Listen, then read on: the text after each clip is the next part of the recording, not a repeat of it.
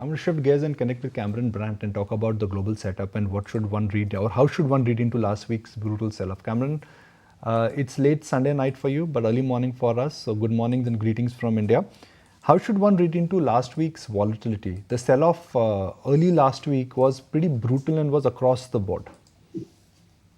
I think the thing to remember is you shouldn't be surprised.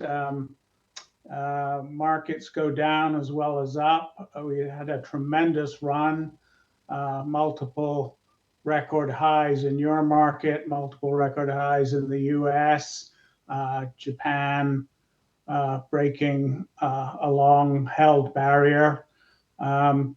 So I don't think it really came as that much of a surprise.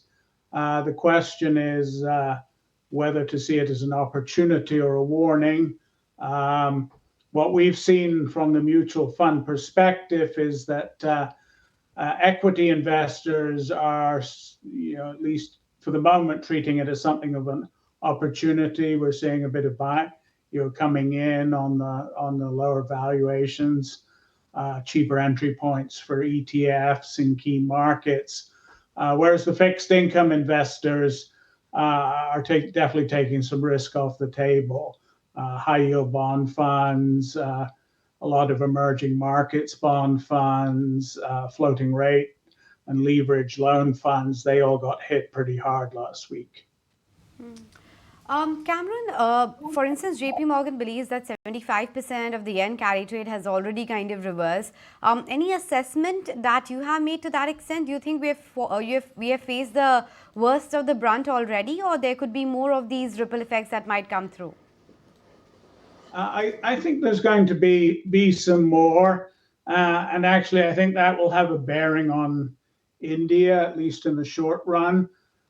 We saw tremendous interest, had seen tremendous interest over really the past 18 months for dedicated India equity funds domiciled in Japan.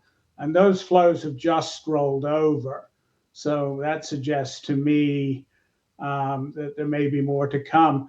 And also, though there was obviously a significant unwinding of the carry trade, the Bank of Japan promptly turned around and signaled that it was going to be very solicitous in terms of not upsetting the market too much, not just raising rates for the sake of it. So I think quite a few trades did not get unwound and are still there.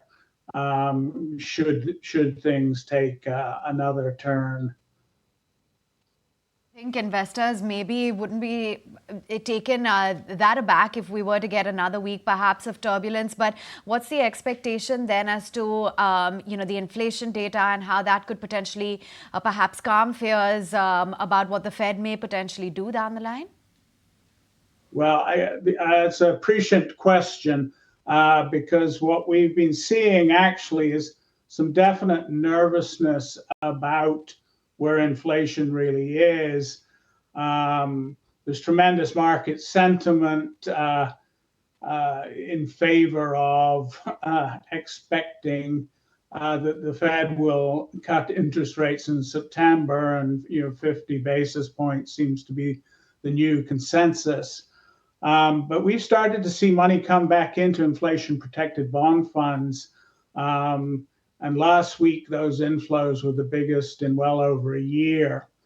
Those have been a fairly good indicator of certainly where a significant slice of the investing public thinks inflation is going to go. And the fact that they're taking out some insurance again ahead of a potentially significant Fed rate cut definitely, to my mind, is a warning that while inflation is trending in the right direction, it's a war that is far from won. Okay, Cameron, on that note, we'll let you go. Thanks so much for making time and speaking with us today and staying up for us. Really appreciate that. If you like this video, then like, share and subscribe to ET Now.